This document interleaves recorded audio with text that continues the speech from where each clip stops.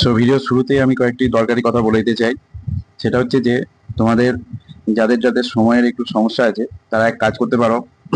ডেসক্রিপশনে আমি কি করেছি না, আমি সকলের টাইম স্ট্যাম্প দিয়ে রেখেছি। আর চ্যাপ্টারটির নাম তোমরা ভালো করে জানো, একটা সিরিজ চলছে, সেই সিরিজের এটা সপ্তম ভিডিও।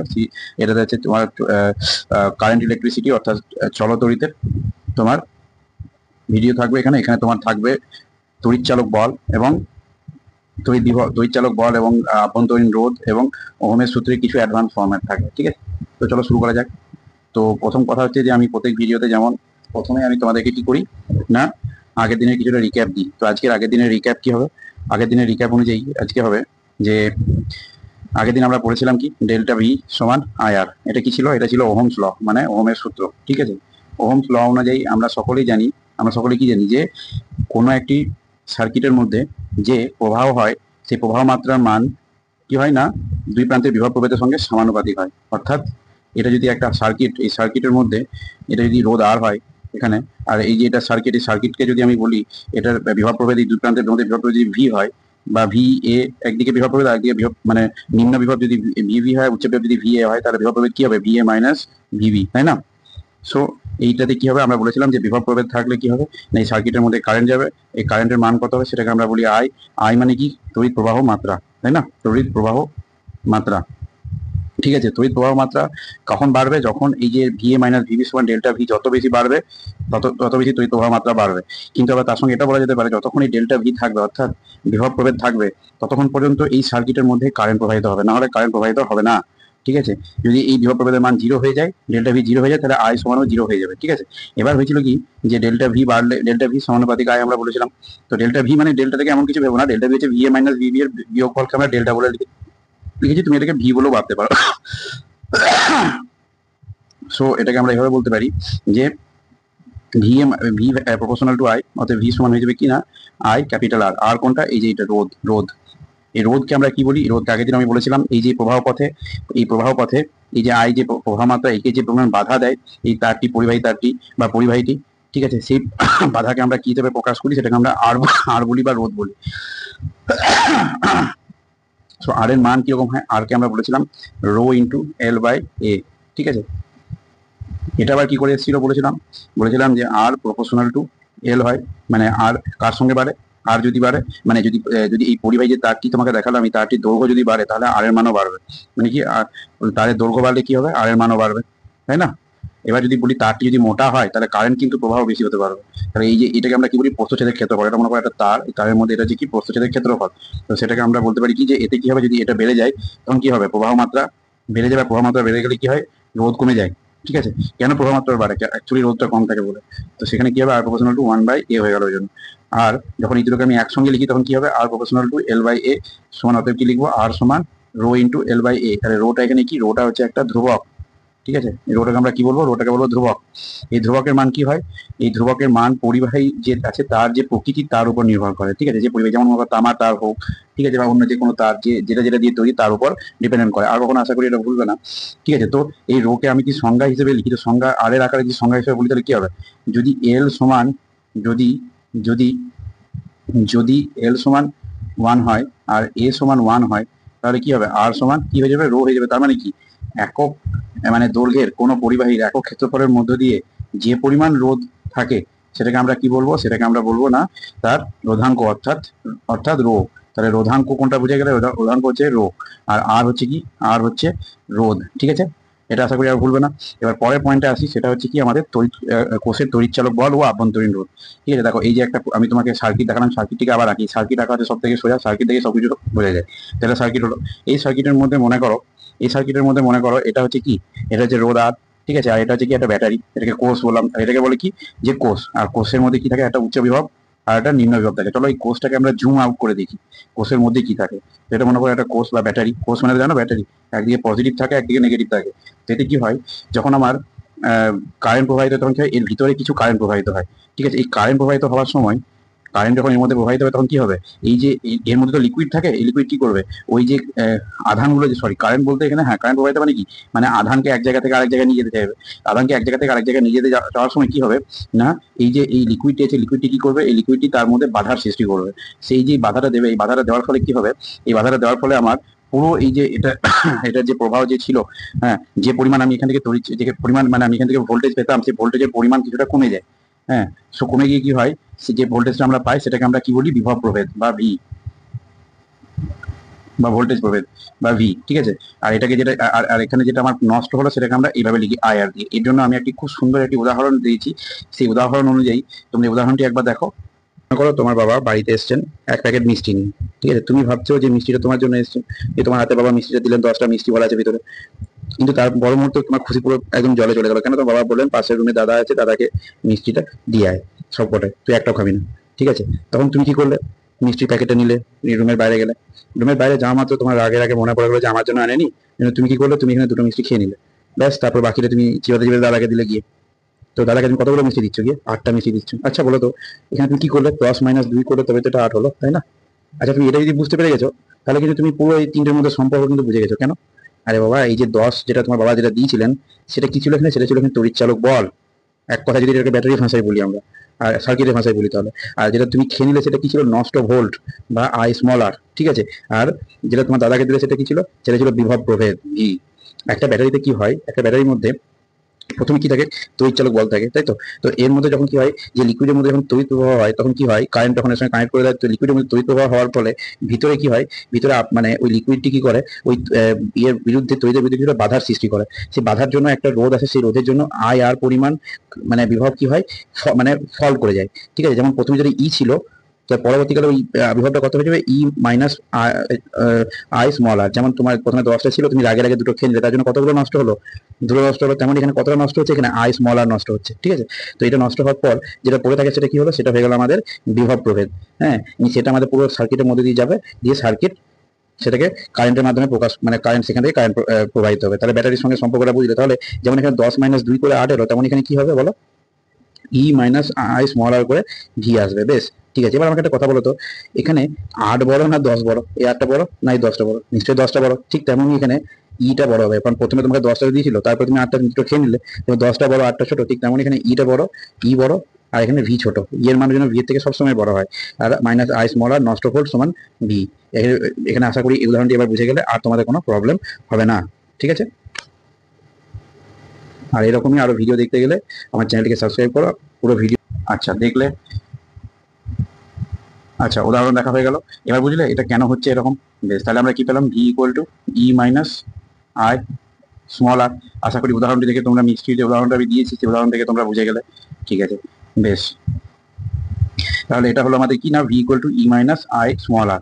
এবার আমরা জানবো যে এই যে আমাদের যে তড়িৎ কোষ, এই কোষের মধ্যে, হ্যাঁ, এই কোষের মধ্যে যে আমাদের তড়িৎ প্রবাহ হয়, ঠিক আছে। তো কোষের মধ্যে যে আমার মানে এই কোষের যে ব্যাটারির যে ক্ষমতা, হ্যাঁ, সেটিকে কয়েকটি মানে বিষয় আছে, যে বিষয় এটাকে প্রভাবিত করে। সেই বিষয়গুলি হলো কোষের অভ্যন্তরীণ রোধের প্রভাবক বিষয় সমূহ বলি সেটাকে আমরা। মানে অভ্যন্তরীণ রোধ কত, তাহলে আর হয়ে গেল, স্মল আর হয়ে গেল।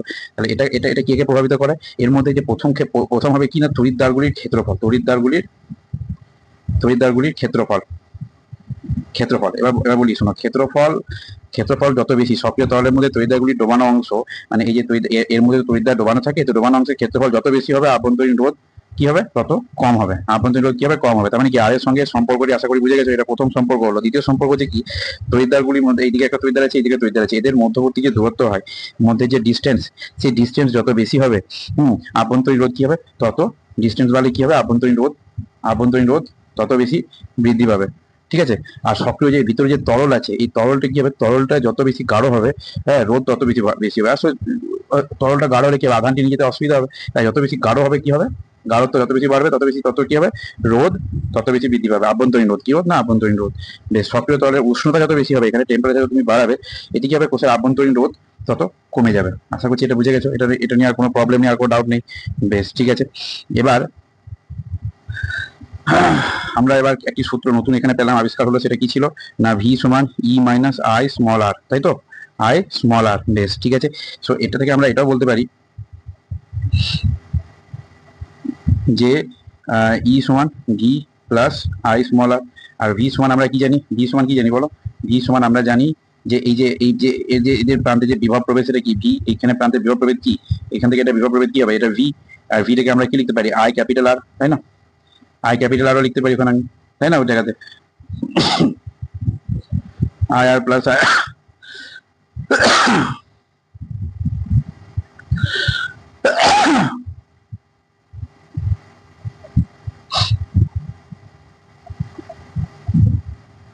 অর্থাৎ ই সমান কি হবে I capital R plus I small r, ঠিক আছে। সে এখন কোষের প্রান্তীয় বিভব পার্থক্য নিশ্চয় বুঝে গেছে। এবার কোনো তড়িৎ কোষের অভ্যন্তরীণ ঋণাত্মক তড়িৎদ্বার থেকে ধনাত্মক তড়িৎদ্বারের একক আধানকে নিজেদের যে কৃতকার্য করতে হয় সেই কৃতকার্যকে তড়িৎ কোষের আভ্যন্তরীণ বিভব পতন বা নষ্ট ভোল্ট বলে। মানে এটা কি বলতো, যে আমি এখনই তোমাদেরকে যে গল্পের উদাহরণটা দিলাম সেখানে বললাম যে তোমার কিছু কারণে মিষ্টি খেতে অসুবিধা, মানে মিষ্টি তুমি কিছু নিজের রাগের কারণে মিষ্টিটা খেয়ে নিলে, সেটা কি বলে, সেটা এখানে আমাদের ওখানে তো তুমি রাগের কারণে মিষ্টি খেয়ে নিলে, তো কতটা মিষ্টি কমে গেল, ওখানে দুটো মিষ্টি কমে গেল, তো এখানে কি হচ্ছে, এটাকে আমরা কি বলি লস্ট ভোল্ট। মানে এই যে এইখানে তোমার যে একটা ব্যাটারি ছিল, ওই ব্যাটারির মধ্যে যে পরিমাণ বিভব, মানে এটা তো প্রথমে তড়িৎচালক বল ছিল, যে তুমি কানেক্ট করে দিলে এটা তোমার কারেন্ট প্রবাহিত হতে লেগে গেল। তো কারেন্ট যখন প্রবাহিত হচ্ছে তখন এর মধ্যে যে তড়িৎচালক বল ছিল, তড়িৎচালক বল ছিল, সেটা কি হলো, সেখান থেকে আমার আয়ার কমে গেল, তাই না। যে মিষ্টিটা যাওয়ার সময় তুমি কিছুটা খেয়ে নিলে, এই যাওয়ার পরে তুমি তুমি তুমি তোমার দাদাকে দিলে, ছোট ভাইকে দিলে, তো যেটা তুমি খেয়ে নিলে সেটা কি, সেটা বিয়োগ হবে। এই বিয়োগ হওয়ার কি, ওটাকে আমরা বলি লস্ট ভোল্ট। এটাকে আমরা কি বলি না, লস্ট ভোল্ট, ঠিক আছে। তো এটা বোঝা গেল। বেশ, ঠিক আছে। এবার কিছুটা অঙ্ক তোমাদের থাকবে রোধাঙ্ক আর পরিবাহিতাঙ্কের ব্যাপারে, আর রোধাঙ্কের একক থাকবে। রোধাঙ্কের একক শোনো, রোধ বুঝে গেল, রোধ কি আমরা, রোধের একক কি ওহম, আর রোধাঙ্ককে কি বলি আমরা, রোধাঙ্ক হচ্ছে রো। রো এর একক কি হবে বলো, ওহম সেন্টিমিটার। কি করে হবে ওহম সেন্টিমিটার বলো, কি করে হবে ওহম সেন্টিমিটার, সরি ওহম, হ্যাঁ। তো রোধের একক কি হবে ওহম, আর রোধাঙ্কের একক কি হবে, রোধাঙ্কের একক হবে ওহম মিটার, ঠিক আছে। এটা ছিল কি এসআই একক, আর সিজিএস একক কি হবে ওহম সেন্টিমিটার, ঠিক আছে। সিজিএস একক এটা। সো ওহম, এটা আমরা কি করে হচ্ছে বলো, রো সমান আর ইকুয়াল টু রো সমান রো ইন্টু এল বাই এ হচ্ছে, অর্থাৎ রো সমান কি হয়ে যাবে আর ইন্টু এ বাই এল হয়ে যাবে। তাহলে এখানে উপরে কি হলো, আর হচ্ছে ওহম, ওহম উপরে লিখলাম, ওহম ইন্টু এখানে কি হবে মিটার স্কোয়ার বাই নিচে মিটার, তাই তো। মিটার মিটার কেটে গেল, কি হবে ওহম, ওহম মিটার হয়ে গেল, তাই তো। এবার ক্লিয়ার হলো নিশ্চয়ই, আশা করি এটা। বেশ, পরের পয়েন্টে আমরা যাবো এবার, তড়িৎ পরিবাহী তাঙ্ক। তড়িৎ পরিবাহী তাঙ্ক কোনটাকে বলে দেখো, তোমার একটা হলো কি, একটা ছিল কি রোধাঙ্ক। রোধাঙ্ক কোনটাকে ছিল, কোনটাকে বলতো, রোকে আমরা রোধাঙ্ক বলতাম। তাহলে আর সমান কি রো ইন্টু এল বাই এ ছিল, রো সমান কি ছিল আর ইন্টু এ বাই এল, তাই না, এ বাই এল। এবার রোধাঙ্ক কোনটাকে বলবো বলতো, রোধাঙ্ক হচ্ছে রোধে, এই পরিবাহিতাঙ্ক হচ্ছে রোধাঙ্কর উল্টো, মানে এরকম। তাহলে এরকম যদি এটাকে এক দিয়ে ভাগ করি, তাহলে এটাকে আমাকে 1/r করতে হবে, তাই তো। আর এটা হয়ে যাবে কিনা এল বাই এ, ঠিক আছে। তো এটা তখন হয়ে যাবে 1/, রোধাঙ্ক সমান 1/r into L by A. So এটা তখন হয়ে যাবে কি, তখন পুরোপুরি উল্টো। তখন এটাকে আমরা কি হিসেবে প্রকাশ করি, তখন আমরা এটাকে প্রকাশ করি কি না সিগমা দিয়ে, দেখো এটাকে সিগমা বলি। তাহলে সিগমা সমান বুঝতে পারে, সিগমা সমান 1/ρ, এটা যেন সবসময় মনে থাকে, ঠিক আছে। সো এটা ছিল আমাদের, তোমাদের একটা, তোমাদের পরিবাহী তাঙ্কের জন্য একটা বিশেষ একটা ছোট্ট মতো অঙ্ক তোমাদের বলে দেওয়া আছে। বেশ, ঠিক আছে। এবার এটা বুঝলে, এবার এটা তুমি এটাও বুঝবে যে এর এবার কি একক কি হবে, একক কি হবে, এর একক হবে, এর একক হয়ে যাবে তোমার ohm inverse, ohm inverse, ohm inverse, ohm inverse, আর লেন্থ আছে উপরে নিচে স্কোয়ার, তাহলে এখানে হয়ে যাবে এটা তোমার metre inverse, ohm inverse metre inverse. এটাকে আমরা লিখি, ওহমকে আমরা যদি লিখি তো ডাইরেক্ট ইনভার্স করতে গেলে আমরা লিখবো এটা মোহ, M H O, mho metre inverse, M H O, M H O, mho metre inverse. এটা কে কার একক না, পরিবাহী তাঙ্কের একক। পরিবাহী তাঙ্ক কে না সিগমা। তাহলে এর একক পেয়ে গেলাম এখানে আমরা মোহ মিটার ইনভার্স। এটা কিসের কোন পদ্ধতিতে না এসআই পদ্ধতিতে, আর সিজিএস পদ্ধতিতে কি হবে মোহ সেমি ইনভার্স, এটা কি হবে না সিজিএস পদ্ধতিতে, ঠিক আছে। এটা হয়ে গেল, এটা বুঝে গেছো। আর এদের এটা হয়ে গেল। ব্যাস, এবার হচ্ছে কি, এবার কয়েকটি ছোট ছোট জিনিস আছে, সেটা হচ্ছে কি রোধের শ্রেণী এবং সমান্তরাল সমবায়। আজকে আমি এই জিনিসটা তোমাদেরকে ইন্ট্রোডাকশন দিচ্ছি, শ্রেণী এবং সমান্তরাল সমবায়। পরের দিন তোমাদেরকে কিছুটা অ্যাডভান্সে যাবো, ঠিক আছে। তো মনে করো এটা একটা রোধ, রোধ সম্পর্কে জানা গেল, বাধা দেয় সেটাকে রোধ বলি আমরা। তো এটা হচ্ছে একটা রোধ, মনে করো এটা একটা রোধ, এর প্রত্যেকের মান মনে করো আর, আর আর আর একটা রোধ মনে করো এরকম আছে, এক প্রান্ত একদিকে যোগ হলো, আর এক প্রান্ত আরেক দিকে যোগ হয়ে গেল, আর একটা প্রান্ত এরকম করে আরেক দিকে যোগ হয়ে গেল। তাহলে এটা হলো R1, এটা R2, এটা হলো R3, আর এটা ছিল R1, R2 এবং R3। তো আমি যদি বলি এই রোধ যদি কোনো মনে করো এরকম একটা সার্কিট আছে, সার্কিটের মাঝে এই অংশটা তোমার দেখতে অনেকটা এরকম হয়ে আছে, ঠিক আছে। তো তুমি এই যে অংশটা তুমি জুম করে দেখলে এটা ভিতরে এরকম হয়েছে, তাহলে এর যে আমি রোধটা কতটা নেবো সেটাকে আমরা কি বলি না তুল্য রোধ। তুল্য রোধ বুঝতে পারলে, তুল্য রোধ মানে কি, এর বদলে আমি কত নিতে পারি, মানে এটাকে আমি, মানে এটাকে কত ধরবো, এটা কি হবে, যোগ হবে, গুণ হবে, ভাগ হবে, কি হবে। তো সেটাকে আমরা বলি, যখন এই যে এই সমবায় যখন এক প্রান্তের সঙ্গে শেষ প্রান্তের সঙ্গে আরেক প্রান্তের প্রথম প্রান্ত যুক্ত হয়, তো এই প্রান্তকে আমরা তখন এই যে এই এ আর বি প্রান্তের মধ্যে রোধকে আমরা তখন কি বলবো, সেটাকে তখন আমরা এটাকে বলবো, এই সমবায়টাকে আমরা কি বলবো শ্রেণী সমবায়, শ্রেণী সমবায়, শ্রেণী সমবায়ের তুল্য রোধের মান কি হয়? R1 R plus R2 plus R3 and up to so on, মানে এরকম যত থাকবে তত বেশি এরকম হবে। আর সেখানে যদি এটাকে আমরা বলি প্রত্যেকটি একটি প্রান্ত একদিকে যোগ হয়ে গেল আর বাকি দিকে প্রত্যেকটি একটি প্রান্ত একদিকে যোগ হয়ে গেল, সেটাকে আমরা কি বলি না সমান্তরাল সমবায়।